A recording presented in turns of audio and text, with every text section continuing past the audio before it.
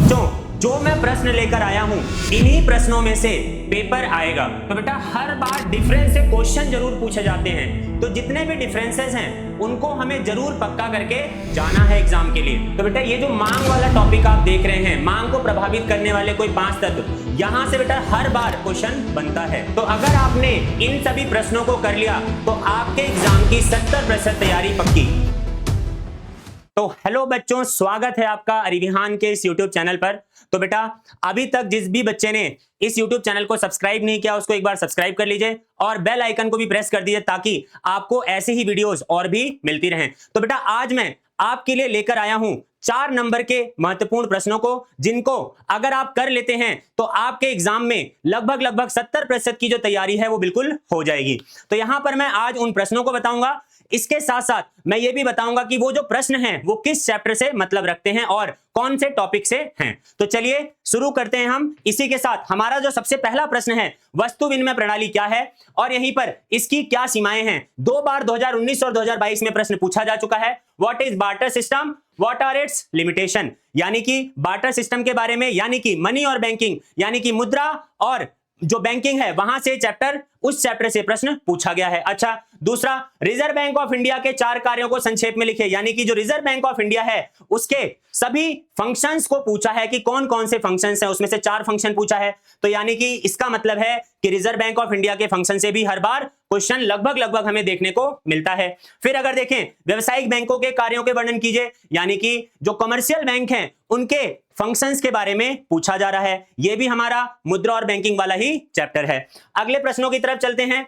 तो यहां पर पूंजी खाते में शामिल मदों को बताइए, यानी कि list the items including in the capital account, यानी कि ये जो चैप्टर है वो बैलेंस ऑफ पेमेंट, यानी कि जो भुगतान शेष है उस वाले टॉपिक से यहां पर पूछा जा रहा है। फिर अगर देखें, व्यापार संतुलन एवं भुगतान संतुलन में अंतर बताइए, तो बेटा ये भी उसी सेम चैप्टर का प्रश्न है।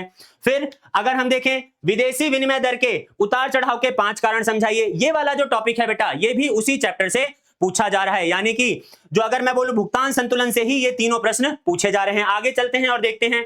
तो भारतीय रिजर्व बैंक एक केंद्रीय बैंक के रूप में मुद्रा एवं साख का नियंत्रण करने के लिए किन मौद्रिक उपायों को अपनाता है, समझाइए। तो बेटा ये वाला जो टॉपिक है, यानी कि ये वाला जो प्रश्न है ये भी बेटा मुद्रा और बैंकिंग वाले चैप्टर से है। अगले प्रश्न की तरफ चलते हैं। खुली अर्थव्यवस्था स्वायत्त व्यय खर्च गुणक बंद अर्थव्यवस्था में गुणक की तुलना में छोटा क्यों होता है, यानी ऑटोनॉमस एक्सपेंडिचर मल्टीप्लायर जो है एक खुली अर्थव्यवस्था में क्यों छोटा होता है, किससे, एक बंद अर्थव्यवस्था की मल्टीप्लायर से। तो बेटा ये प्रश्न भी हमारा किससे है, गुणक से है। यानी कि अगर मैं बात करूं तो ये चैप्टर जो है चैप्टर नंबर 9 से, यानी कि जो मुद्रा और अगर मैं बोलूं कि आय और रोजगार का निर्धारण वाला जो चैप्टर है, मुद्रा के जस्ट बाद वाला चैप्टर, उसी चैप्टर से प्रश्न पूछा जा रहा है।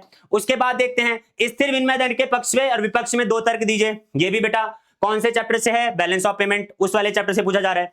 चालू खाते से क्या आशय है, ये भी बेटा आपका किससे पूछा जा रहा है, current account, write down main components, ये भी बेटा उसी चैप्टर से है। फिर अगर हम बात करें अगले प्रश्नों को देखें, विनिमय दर के निर्धारण के कोई 3 बिंदु लिखिए, ये भी आपका बैलेंस ऑफ पेमेंट वाले चैप्टर से ही है। फिर अगर मैं बात करूं, उन विनिमय दर व्यवस्थाओं की चर्चा कीजिए, यानी कि discuss the exchange rate arrangements that some countries have adopted to bring stability to their external accounts। तो ये वाला भी बेटा जो टॉपिक है वो किससे है, बैलेंस ऑफ पेमेंट वाले चैप्टर से है। तो अगले प्रश्नों की तरफ चलते हैं। सीमांत उपयोगिता, तो बेटा ये जो चैप्टर है ये सबसे ज्यादा वेटेज रखता है। कौन सा चैप्टर है, उपभोक्ता व्यवहार का सिद्धांत, ठीक है।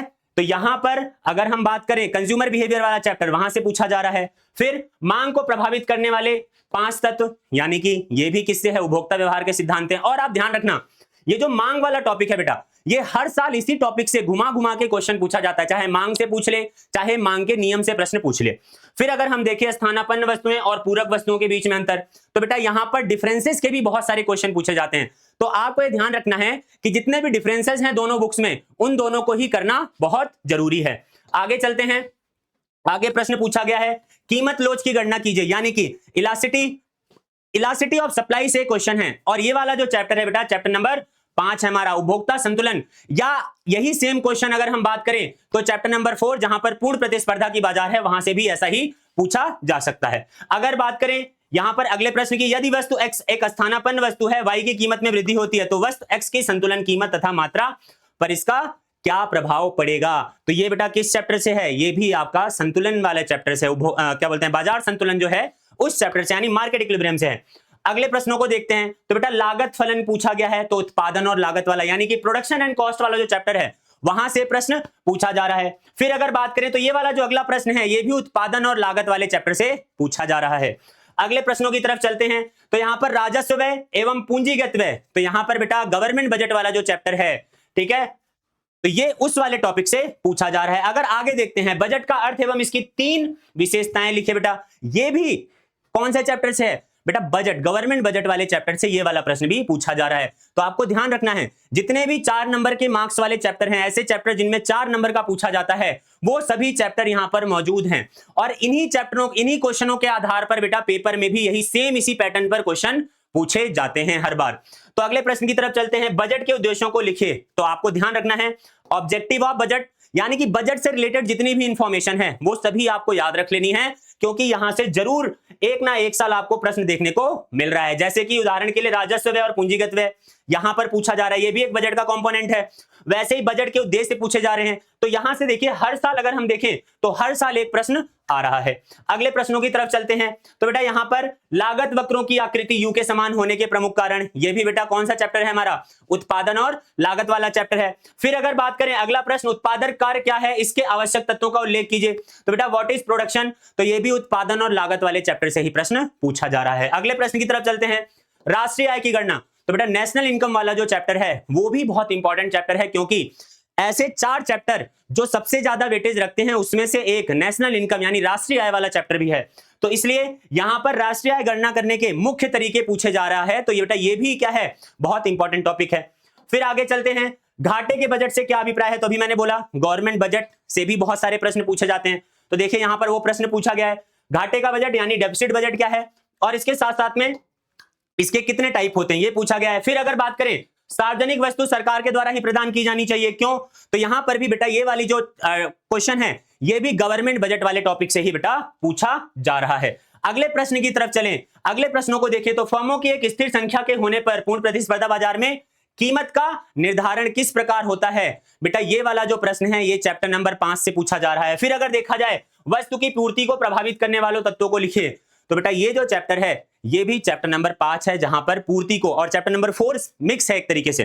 तो चैप्टर नंबर 4 में जो पूर्ति को प्रभावित करने वाले तत्व हैं वो यहीं से पूछे जा रहे हैं कि कौन कौन सी चीजें पूर्ति को प्रभावित करेंगी। तो बेटा अगर आपने इन सभी प्रश्नों को कर लिया तो मैं ये आपको गारंटी देता हूं कि आपके कम से कम जो 70% नंबर हैं वो पूरे हो जाएंगे। और क्यों, क्योंकि ज्यादातर जितने भी टॉपिक्स हैं ये इन्हीं क्वेश्चनों ने कवर कर लिए हैं। ठीक है, तो मिलते हैं बेटा ऐसी ही वीडियोस के साथ अगली वीडियो में।